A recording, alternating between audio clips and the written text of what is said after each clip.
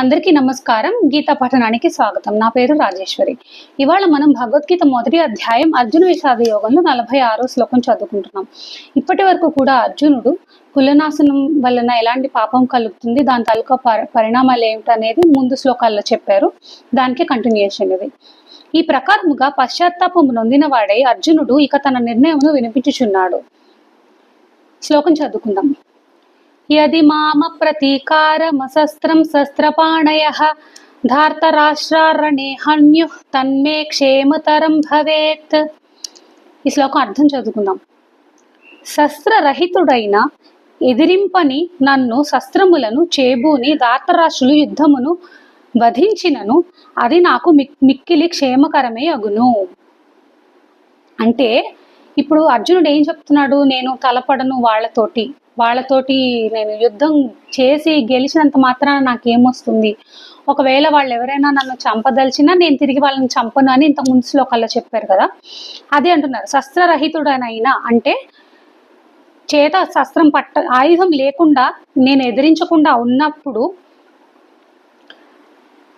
వాళ్ళు శస్త్రాలను పట్టుకుని, అంటే ధాతరాష్ట్రులు అంటే ధృతరాష్ట్రుల కుమారులు శస్త్రములు పట్టుకుని యుద్ధములో నన్ను వధించినా కూడా నేను అది నాకు మిక్కిలి క్షేమకరమే అగును, అది నాకు మంచి అవుతుంది, కానీ అది నాకు చెడు అవ్వదు అని చెప్తున్నాడు అర్జునుడు. ఈ శ్లోకము నందలి భావం ఏమి, ఇంకా డీటెయిల్డ్గా ఏం చెప్తున్నారని తెలుసుకుందాం మనం.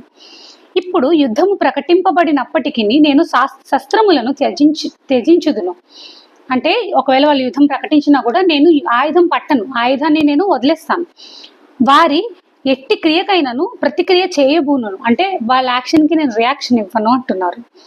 అప్పుడు ఒకవేళ వారును యుద్ధము విరమించినచో ఆత్మీయులందరూ రక్షింపబడతారు. కానీ ఒకవేళ వారు అట్లా చేయక నన్ను నిరాయుధుని యుద్ధ నివృత్తినిగా భావించి వధించినను ఆ మృత్యువు కూడా నాకు అత్యంత కళ్యాణకారకమే అగును. ఎలాగంటే దీనితో నేను ముందుగా వంశనాశమునన్నాడు భయంకర పాపము నుండి కాపాడబడుదును. రెండవది, నా సోదరులు, బంధువులు, ఆత్మీయులు రక్షింపబడుదురు. ఇంకా మూడవది, కుల రక్షాజనితమగు మహాపుణ్య కర్మ ఫలము వలన నాకు పరమపద ప్రాప్తి కూడా సుకరమైపోను అని అర్జునుడు వచించుచున్నాడు. పైన పేర్కొనబడినట్టి ప్రతీకార రహితమగు తన మరణము వలన వంశరక్షణ, తన శ్రేయస్సు కలుగుట నిశ్చయమని అర్జునుని తలంపు. అందువలననే అతడు ఇట్టి మరణమునే మిక్కిలి కళ్యాణకారకం అంటే క్షేమతరం అని పేర్కొనెను. నమస్కారం.